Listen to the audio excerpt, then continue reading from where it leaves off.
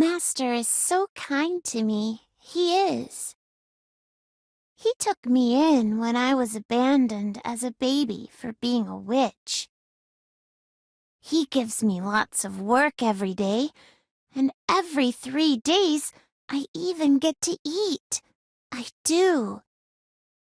Master is very kind, but I'm always doing something to make him angry. That's what happened that day. I disobeyed, and Master had to spend a whole day punishing me. It was all my fault. Master told me to keep out of his sight, and I didn't.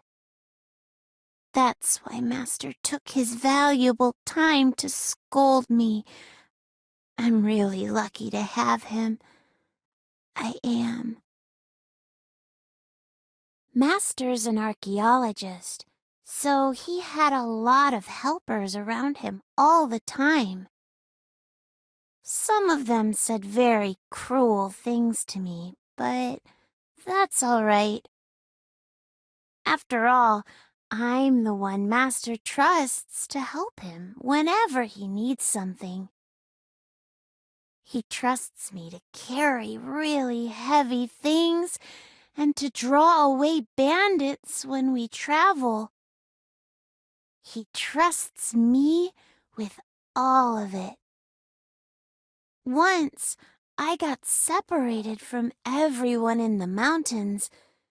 It took me 5 whole days to get home.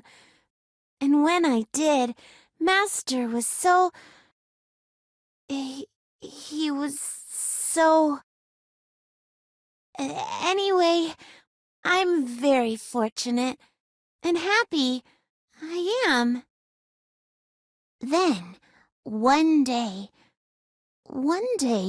Master took me out with him to some ancient ruins. He did. When we got there, he told me not to move an inch from this spot. Master told me to stay put until he was finished investigating the ruins. That's what he ordered me to do. I guess I'm supposed to stand guard? But the ruins are old and crumbling, and it's dangerous to investigate places like this. That's why Master always makes me go in first, ahead of him. So why... No, I shouldn't think. I don't need to think, I just need to obey. That's what Master told me, so I have to stop thinking. I was trying so hard to make myself stop thinking. I didn't notice when Master disappeared. It's fine. I'm going to do my best. I am.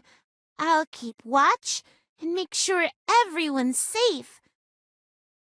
Maybe if I do a really good job, Master will even praise me.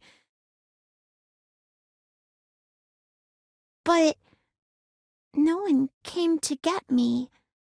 Not that night, or the next morning, or even the next night. I've been waiting for him ever since. I kept waiting, even when there were wild animals, or freezing rain, or when the sun burned me. I waited and waited and kept waiting a very extra long time. Master ordered me to, after all. A couple times, nice people said they'd take care of me. But I told them I was fine, and that I needed to keep waiting right here. They'd tell me I'd been tricked, that he wasn't coming back. But I stayed. Master ordered me to stay, after all, So I have to stay and wait like he asked. The view here is always the same thing. It starts with pale pink, then blue, then orange, and then finally black covers the sky like spilled ink. I don't know how many times I've watched it happen. I wonder if Master will be back soon. How many days has it been since then? I don't know. No one ever taught me to count that high. How long will I have to wait? I'm so thirsty, and I'm so tired. He's abandoned you. There's a voice in my head, an urgent whisper, telling me I've been abandoned, that I knew it from the start. That's right. When Master told me to stay, he... No, I haven't been abandoned. Master is so kind. He wouldn't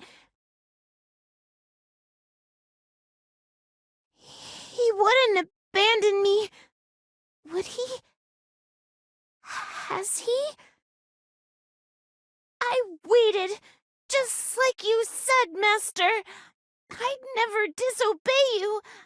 I wouldn't. I did everything you wanted, even when it was scary or awful. I did it. So why, Master? Why?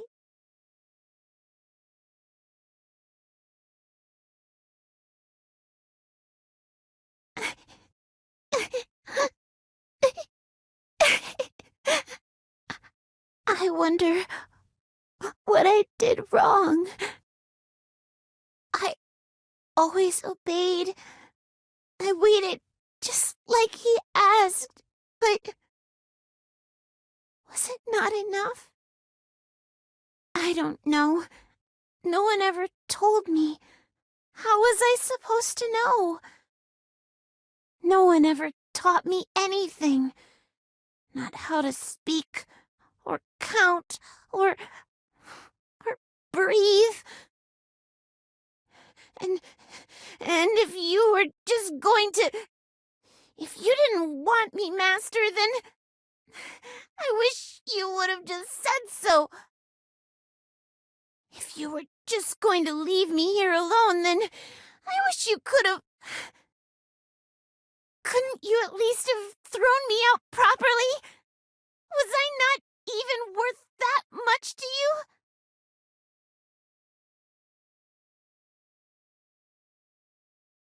My thoughts began to spiral, but then I felt someone suddenly pull me into their arms. So warm. No one has ever held me without hurting me before. Master? The one who held me wasn't Master. It wasn't. Our eyes met for a moment, and he raised his hand, and... I squeezed my eyes shut, throwing my hands up to block the blow. But the pain I was expecting never came. Hesitating, I opened my eyes to find he'd rested his hand on my head. "It's all right," he told me. "You've done so well." I didn't know those words at all. They made me feel a way I never ever felt before. I'd never known that there were things in the world that weren't scary weren't painful. I'd never. Master told me never to touch him, to stay where he didn't have to look at me. But the eyes locked with mine right now, the hand resting on my head, they're both so gentle. Is he? "I've come to get you," he said.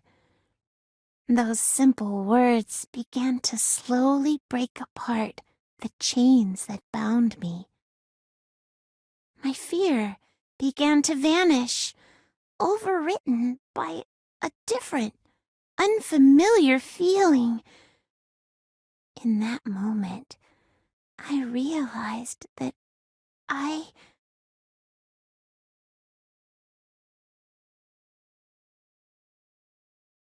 I'm home, Master.